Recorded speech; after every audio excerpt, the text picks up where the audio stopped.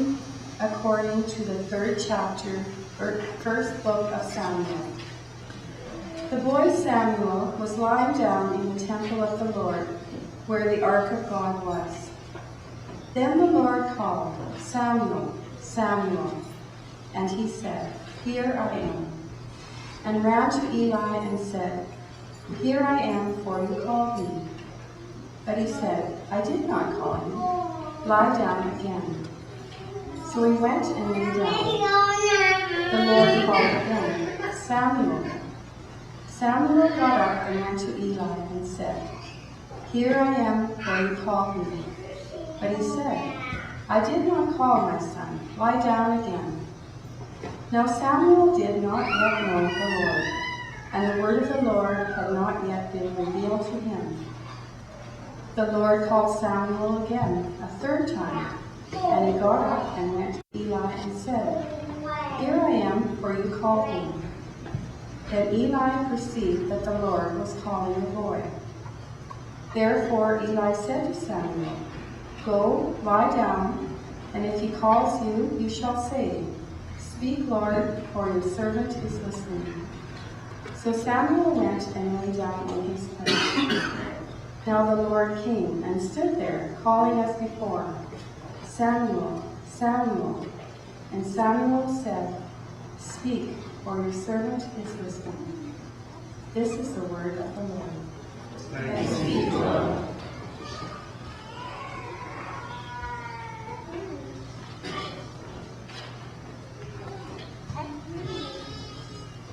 The Holy Gospel, according to the 4th chapter of Mark. He began to teach them many things in parables, and in his teaching he said to them, "Listen, a sower went out to sow, and as he sowed, some seed fell on the path, and the birds came and ate it up. Other seed fell on rocky ground, where it did not have much soil, and it sprang up quickly, since it had no depth of soil. And when the sun rose, it was scorched, and since it had no root, it withered away. Other seed fell among thorns, and the thorns grew up and choked it, and it yielded no grain. Other seed fell into good soil and brought forth grain, growing up and increasing and yielding 30 and 60 and 100-fold. And he said, "Let anyone with ears to hear, listen." This is the gospel of our Lord. Thanks be to God.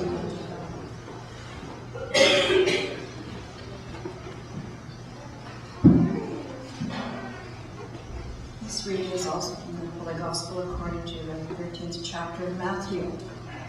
He put before them another parable. The kingdom of heaven may be compared to someone who sowed good seed in his field. But while everybody was asleep, an enemy came and sowed weeds among the wheat, and then went away. So when the plants came up and bore grain, then the weeds appeared as well. And the slaves of the household came and said to him, "Master, did you not sow good seed in your field? Where then did these weeds come from?" He answered, "An enemy has done this." The slaves said to him, "Then do you want us to go and gather them?" But he replied, "No, for in gathering the weeds, you will uproot the wheat along with them. Let both of them grow together until the harvest, and at the harvest time I will tell the reapers, collect the weeds first and bind them in bundles to be burned, but gather the wheat into my barn." Gospel of the Lord.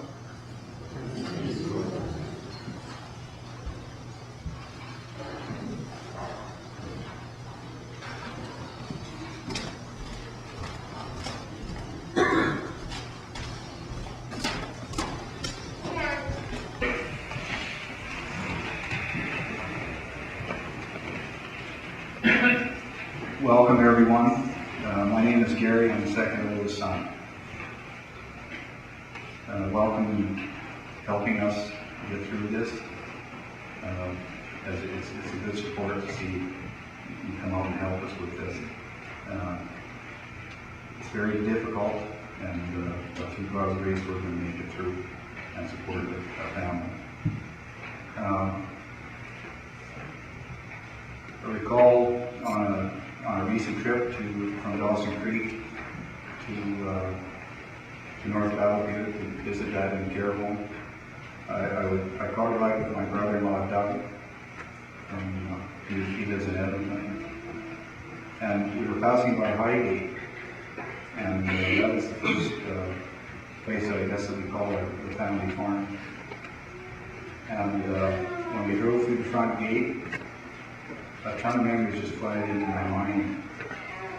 It reminded me of the time when I was just little then. I was laying spread eagle on my back on the step in front of the house. And I was gazing at the stars with the milk pail in front of me.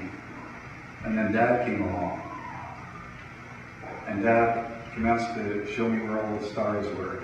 He pointed to the big bear, the little bear, the twin sisters, and the Orion and the Capricorn.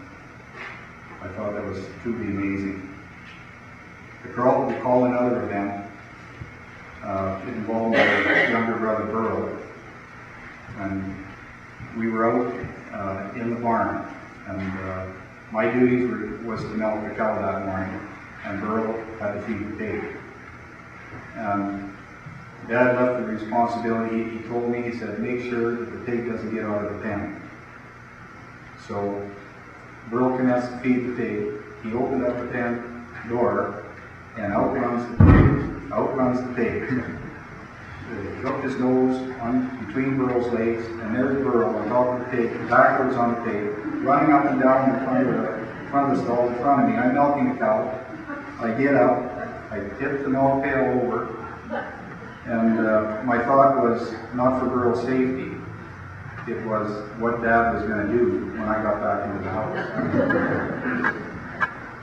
So, about 20 minutes later, we sauntered into the house, soiled clothing, and Dad had a good look at us. He saw the empty pail, and we didn't look very good. We were also late for school and for the breakfast table. But he never said anything. I think he knew full well what happened out in the barn. And that was Dad's way of speaking to us. He was a man of sometimes no words.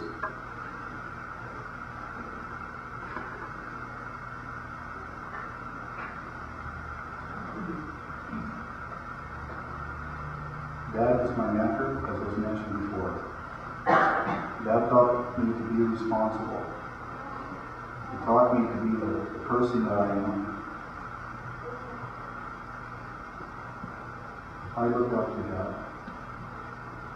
I love you, Dad, and I'll miss you, and you will join me in heaven.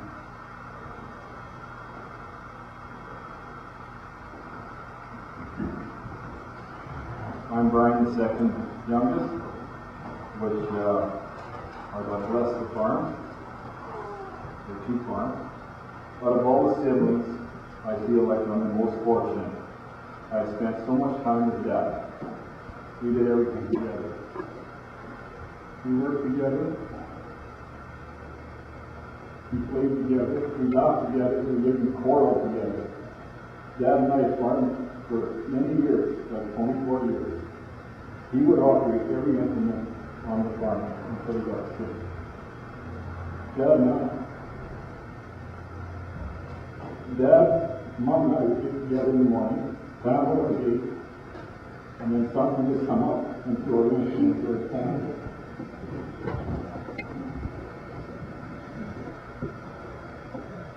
What I really know is our family party. Mom, Dad, they're old, they're all new too, they come over. We can celebrate somebody's birthday together. Right with our kids, they're all their mom and dad. That was very precious to me.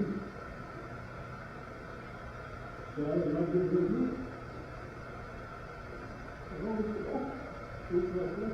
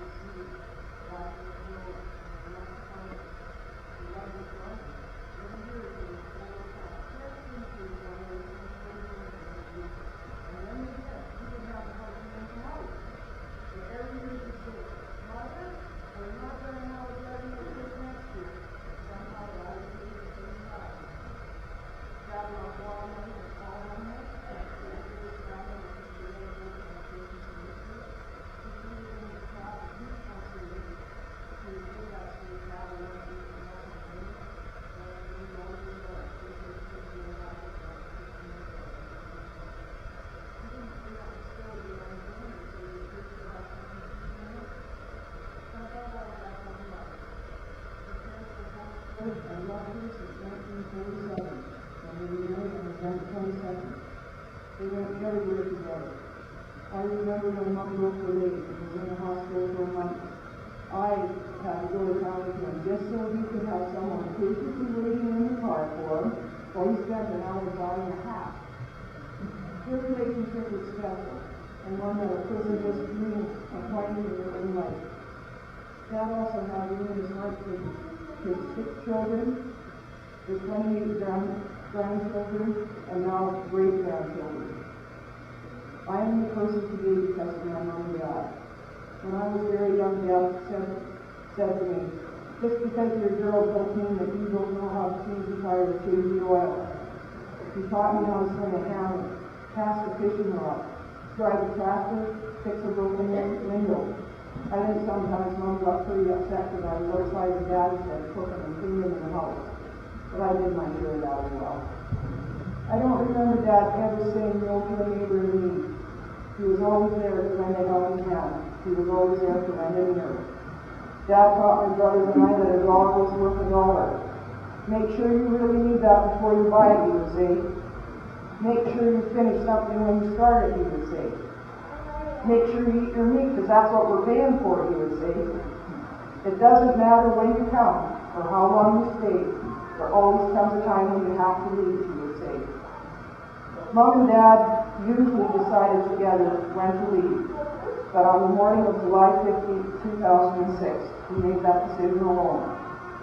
He had seen his 6 children, he had seen his brothers, and when Mom arrived at his bedside, he knew the time was right. He was alone with his soulmate, the love of his life. He looked into her eyes, said what she believes was, I love you, smiled, and closed his eyes. Perfectly planned, like everything else he ever did. Dad, I love you. The pain will fade, but my memories will be eternal.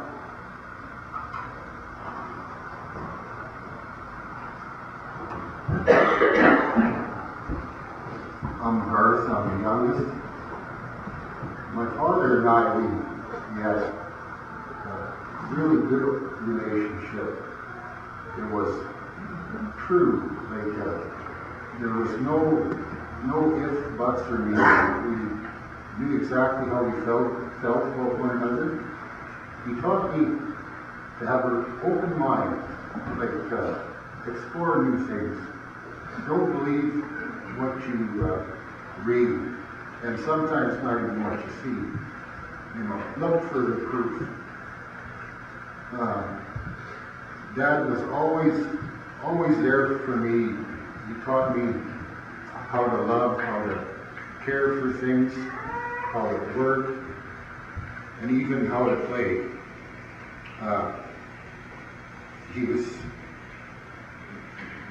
It was a real privilege to be a son of my father's, and I just feel honored to be a part of this family. I'll miss him dearly, always love him, And one thing I remember, we're driving down the road in this pickup, and Dad says to me, "What do you think about that?" And I said, "What's that, Dad?" He said, "Well, what do you think about why are we here? What is the reason?" And you know, I didn't really have an answer for him. And he said to me, he says, "We're here because of kids. Mom and I are here because of you people, like your kids." And he taught me that was a real important lesson, because that's all we're here for, is for our kids. And my father, he always said, if everybody gave, nobody would need anything. I love him. I'm going to miss him. Rest in peace, Dad.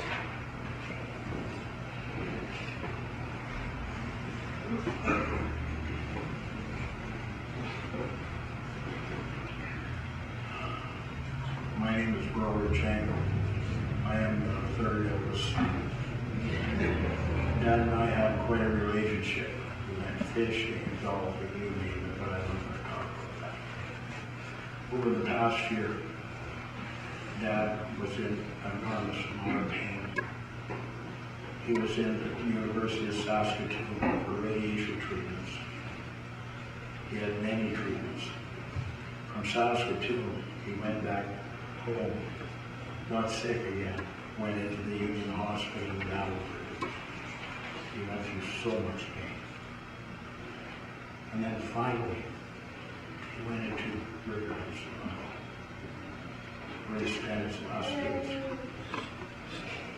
I can't even remember how many days he spent in there. And there's one common denominator with people. My mother, she was always at his side. I noticed Mom and Dad the last few months, holding hands, kissing, talking about love. And all this ordeal, I have learned one thing. I have learned the meaning of true love.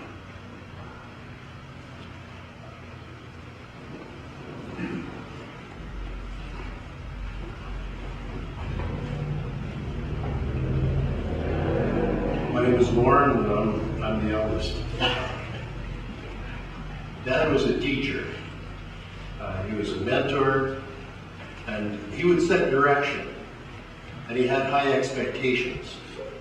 And Dad believed, but he didn't let us go and do our thing and not be aware of what we were doing. He followed the old adage, if you expect it, you better expect it. So that's what Dad often did.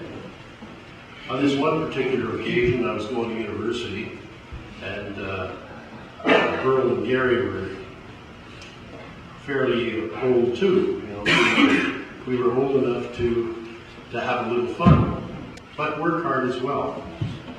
So one Saturday, we were supposed to turn a barn into a granary. And Dad had already got the plywood and the lumber and everything else for us to do the job. And in Dad's true to form nature, he let us decide how we wanted to do it. He wanted the job to be done, but he let us make those decisions. So the boys and I got together on the Friday, and I was going to town, and they said, you know, it's going to be really hot up there at Chris's barn. So, you know, Lauren, why don't you pick up a 12-pack of beer, and then, you know, before you get home, hide it in the barn. And then when we go up there and do all this hot work, we can have a few bubblies and everything will be good. I said, you know, guys, that sounds like a great idea. So we chipped in, and I went to town. And on my way back, I had this dozen beer, and I went up to Chris's barn and put it in the manger. And went home. Next morning, we got up and had our breakfast about 8 o'clock, and then up we went to Chris's barn. And we thought, well, you know, let's crack into the beer. You know, it's going to be a long, hot day. Well, just as we were about to do that, in drives the pickup and Dad's thing. And back in those days, it was a no-no. do anything like that. So we, had a beer there, and Dad came in and he asked us about the job. He was looking around, some young boys were going to do it, and on and on and on. And that was strange for Dad because, he never really hung around the job. He just, was there and then he was gone. But he was hanging around. So the boys and I thought, well, how do we get Dad out of here so we can have a few of these beer? Well, so we were throwing the plywood around the lumber and doing the job haphazardly. Dad was shaking his head, and finally he got a little bit disgusted, jumped in the truck and left. We broke into the bubbly and finished the job in good time, and everything was as it should. Well, that's not the end of the story. Years later, when we were all at home, we got to be talking about the things that we used to do at home, and that story came up. And I asked Dad, I said, Dad, something always puzzled me. That morning you hung around and you hung around and you hung around. And usually you didn't do that. But you did that day. How come you did it? He said, well, I was inspecting the job. I was up at 6 o'clock in the morning checking the cattle, so I thought I would drive up and see what kind of a job you boys were going to do, what you were up against. So I went looking through the barn and I looked through all the mangers. And he said, I saw your dozen beer there. And I was hanging around just to see if you had the guts to offer me a beer.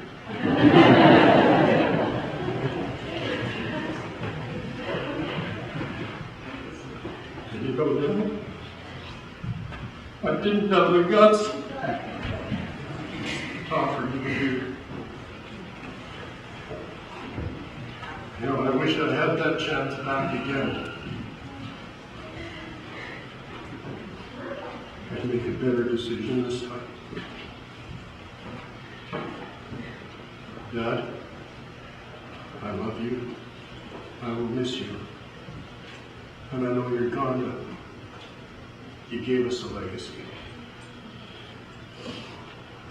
And I promise you, we'll carry you on.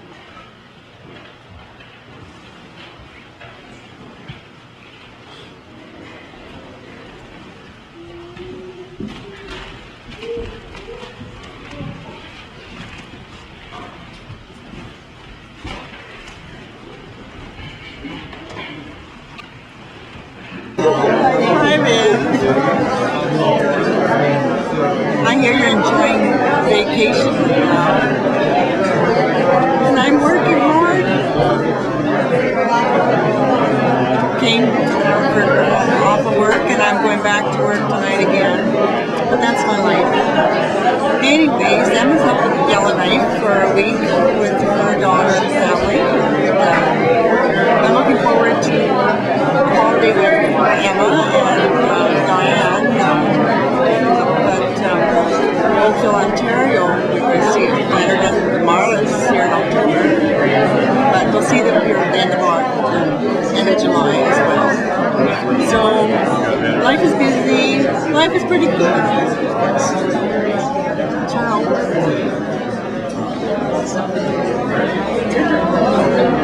What are you going to see, Marlene? Well, I'll say hi to Viv, and I hope you're enjoying your stay there. We miss you here today, but we're getting to see your new grandchild here, and with Angela, and we're keeping an eye on your husband. He's behaving himself. So we'll talk to you when we get back. No, I don't want to talk. Hi. Who are you? That's all. I'm Sandra. I'm Ron's wife. Bye. Bye. Well, some people are getting hungry, me. And so I think what we will do is we'll ask the blessing, and the families are sitting at these tabletop tables, and the rest of us will find a place to sit. So, and lunch is for the rest of us. If you don't know, you go around this way and come around somewhere and get out here. Let us pray. Lord God, we are here gathered in memory of Nick Radchenko. We ask that our visitation may be a celebration of his life, and that the memories will all bring us closer together. We ask that you would bless this food and the hands that have made it, that we may have fellowship in your name. We ask this in Jesus' name. Amen. Amen.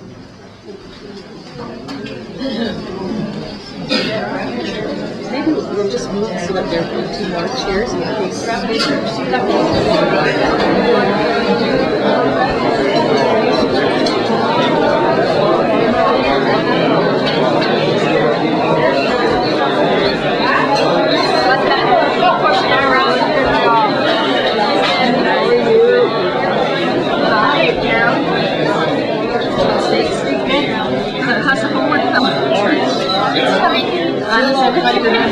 I'm giving my information. Good